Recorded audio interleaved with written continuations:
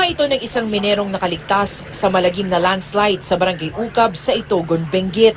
Tumanggi na siyang humarap sa kamera pero nasa loob daw siya ng tinatawag na portal o malaking tunnel habang kinukunan ang pananalasa ng bagyong Ompong tanghali nitong September 15. The interview revealed that mining in Ukab is more than just a livelihood. It is a way of life driven by family responsibility and hope. Miners face daily dangers and inconsistent income, yet they persist with remarkable resilience. Strong teamwork and trust ensure safety underground, while the community's warm hospitality towards strangers reflect genuine generosity and shared humanity. Okay, by the way, I am Mr. Joe Baniwas Pauas, half-blooded of Benguet and Mountain Province. And, I am 48 years old as of now. Within mining industries, noong bata pa ako, nagtatrabaho na ako as small-scale miners. But since 1999, naging fully miner ako dito sa ito. As a part of our fieldwork in Filipino psychology, our group visited Ukab to interview an adult whose life was sustained by small-scale mining. The goal of the interview was to understand the experiences of miners and identify the Filipino and indigenous values reflected in their daily lives. Sabihin ko na sa challenges ng isang miner is finances. Number one is finances.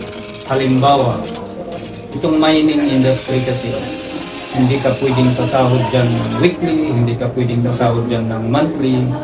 Home. Maraming mga instances. Yung gold ore kasi, meron yung mga gold ore na i-imbak mo yan and then for processing. Doon ka lang pwedeng sasahod. Meron naman yung gold ore na pwedeng weeklyhan, may kita. Merong gold ore na i-imbakin mo and then yung free gold niya is meron. So, finances talaga yung mga pangangailangan ng mga kasamahan ng financiers na pumapasok sa loob. Yun ang number one. So, finance. Actually, yung mining industry is family work. Family work. Halimbawa, sarili ko yung gold ore na na-process.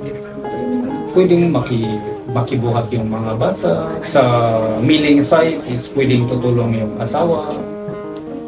Pwedeng tutulong yung mga bata sa processing doon sa milling. Kasi family-oriented family-oriented yung mining na trabaho. Wala namang as long as kaya nilang magbuhat ng konti-konti, kaya nilang mag-process ng yung dayas na sinasabi natin na Benguet method na pagkuha ng gold ore. Ay, sa kultura ng dati dito sa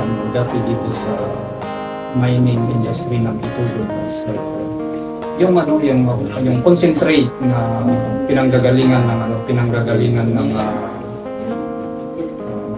ginto is kinukuha ng mga babae.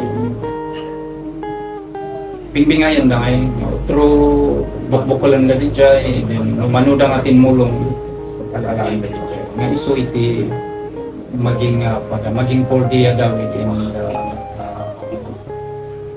time isuda iti nagkiling, isudat nang i-process, and then jay grupo ison iti apan mangilako iti dito. Ada di jay nga culture iti miners. Gusto nga ako na family-oriented ta kumay dagay kapabagyan dyan nagtrabaho nga pagbabae isudat ti mga i-process iti milling site. Di iti number one nga nakita ko na kapipintasan ng kultura ada iti pakinabangan iti females nga amang iti pamilya iti minors. Nga mangko amo as of now, I don't know as of today, maila ko magtanggami gold concentrate nga di ako napunata yung malina ilakla ko daw ganin kasi parang nga ako sliding padaw. Bayanihan is nangyayari yan kung magluloding yung grupo kasi bawat grupo sinasabihan tutulong sila na maghakot doon sa area or sa bodega and then ipupunta sa mill site. Bayanihan nila yun. Kung madamot ka, parang kontrolado yung mga... Pero pag open ka, halimbawa dito sa atin is ang daming problema na nangyayari sa every areas dito sa Ituro. Ano po ang inyong mensahe o payo para sa mga kabataang nais matuto tungkol sa buhay at trabaho sa pagbibigay? Sa akin is yung experiences ko sa minahan. Hindi ko na-advise na papasukin nila ang mining. Kasi within this time 2026 marami na kailangan na i-process ng mga miners para sa legalization ng mining area nila. At kung tutuusin sa ngayon, yung mga kabataan, mag-aral sila. Hindi papasok sa minahan. Halimbawa, pag nakapag-aral sila, hindi sila makakuha ng trabaho.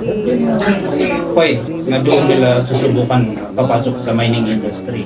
Para at least man lang, meron silang edukasyon na kahit mag-close man yung minahan, mawala man yung minahan, pwede sila ulit makahanap ng ibang trabaho. Kasi hindi naman lahat ay malakas yung katawan nila. Hindi lahat ng araw malakas yung katawan nila. The interview revealed that mining in Ukab is more than just a livelihood. It is a way of life driven by family responsibility and hope. Miners face daily dangers and inconsistent income, yet they persist with remarkable resilience. For me, one of the key insights I gained is that mining is more than just a job. For many people in Itogon, it is a way of life para masuporta nila yung pamilya nila despite the risks and challenges that they face. It also highlighted the importance of kapwa, bayanihan, and tatag, as they rely on teamwork, trust, and resilience to overcome daily challenges. So I realized that mining is more than finding gold. It's about providing for family despite many risks. Our interviewee also shared these words that left a strong impression on us. Sinwerdaan lang na maminsan adda, na maminsan katawan is umaanas lang. These words perfectly describe the reality of small-scale mining. There are days when miners find gold, but there are also days when they return home with nothing, despite working long hours.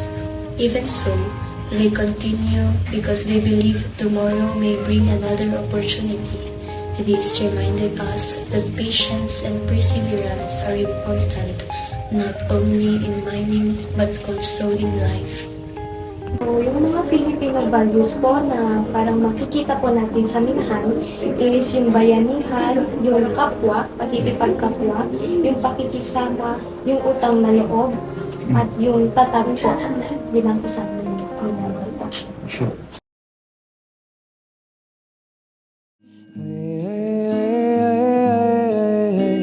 So